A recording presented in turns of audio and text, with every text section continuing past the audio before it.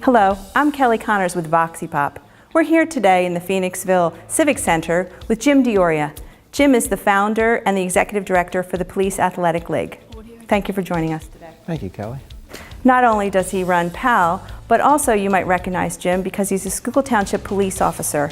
I think since 1991, is that what I read? Yes.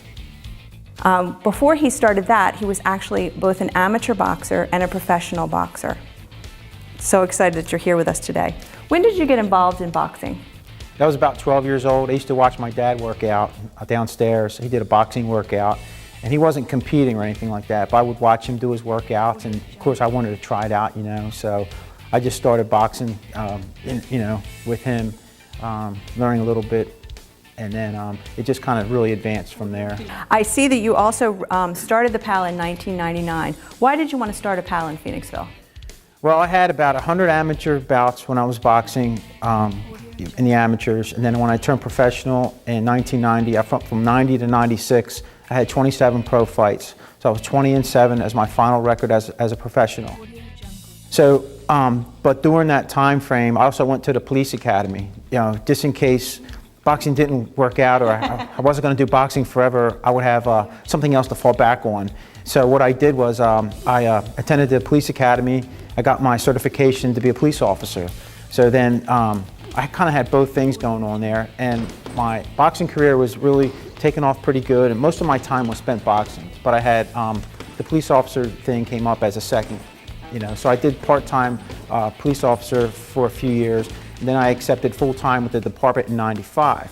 So I was still boxing and things like that, but then it was like, you have to make a choice here. Like I was married, I had a child, and I was still boxing, and then I took on full-time with the police department. So I was like, well, I think I'm just about done. I had lost my last 5 fights in a row.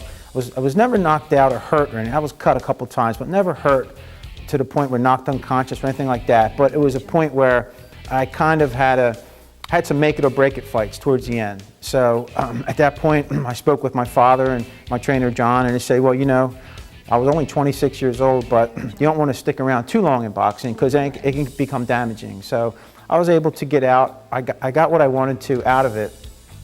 So there was some downtime. My father and I, you got to understand, we drove from Phoenixville to Philadelphia every day to train. It was a lot of time that we spent together doing the boxing career thing. So when that stopped, it was a big gap in our lives. But my father learned how to be a really good trainer and a coach, boxing coach, from being in Philadelphia all these years. We went to various gyms down the city and came across some of the best boxers in the world right in the city of Philadelphia. So he learned how to become a really good coach, a good trainer for boxing.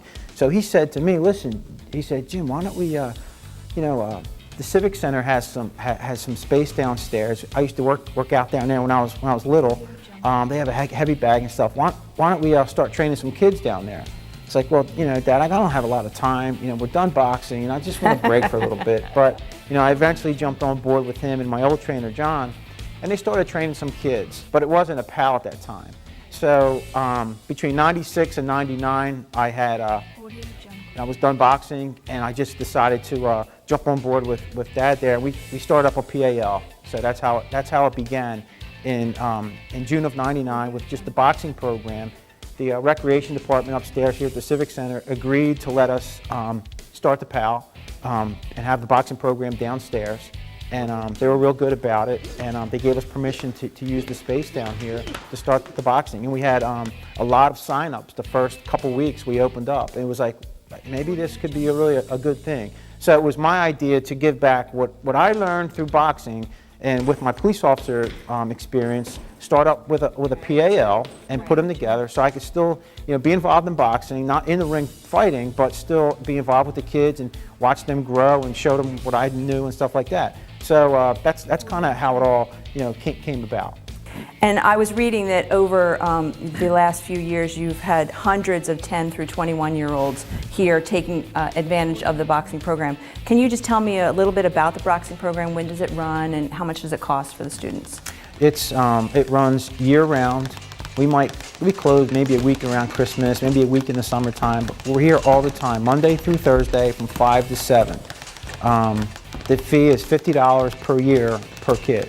So and no kid is forced to make the payment. If they can't, make it, we will sponsor them, and so there's no reason for them to not, want to. If they want to do it, money's not an issue, equipment's not an issue. We raise money throughout the year to help pay for new equipment and things like that. So, but yeah, it's here Monday through Thursday, 5 to 7, year round.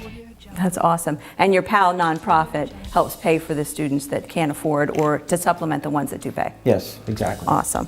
So as the kids arrive today, we're going to have the kids coming in. What will they be doing? What will we see them do? What's their routine? So when they come in, they first come in, they get the skip rope, and boxers skip rope. They skip 20 minutes of rope to warm up. Okay, after that, they wrap their hands. Before they put gloves on, they always have to wrap their hands up. So you might see them wrapping their hands up, and then after that, they will go through the various drills. We have speed bags here, we have heavy bags, I have the double end bag, we have some ring drills that we do. If there's any brand new kids that are coming in that just don't know anything about boxing, I'll take them over in front of one of the mirrors and I'll show them the boxing stance and just show them how to do some combinations before they even start hitting the bags. Once they get through their workout, like hitting the bag work and doing some ring drills and things like that, usually towards the end, it's almost about a 2-hour workout. So if they're here at 5, they're done by 7. Some of the younger kids, we don't, maybe an hour tops. It depends on their athletic ability and how much they really like being here. But basically it's a 2-hour workout. And then at the end, when they're done all the bag work and things like that, we usually bring them in the ring and we have exercises, push-ups, jumping jacks, sit-ups, some chin-ups, and just different calisthenics at the end to finish off the night. That's great. That's a great way to keep them exercising and not really just focused on the boxing part. Yes, absolutely. So if people want any additional information, they would go to your website? That's probably the best way to do that. So PhoenixvillePAL.org. They can get the information off of that. They can, just maybe there's my email address on there. They can email if they have a question or if they're interested in any of the other programs that we have. Thank you for this interview today, Jim. I feel so much more informed about PAL than I did before today. And thank you. For VoxyPop, this is Kelly Connors. Have a great day.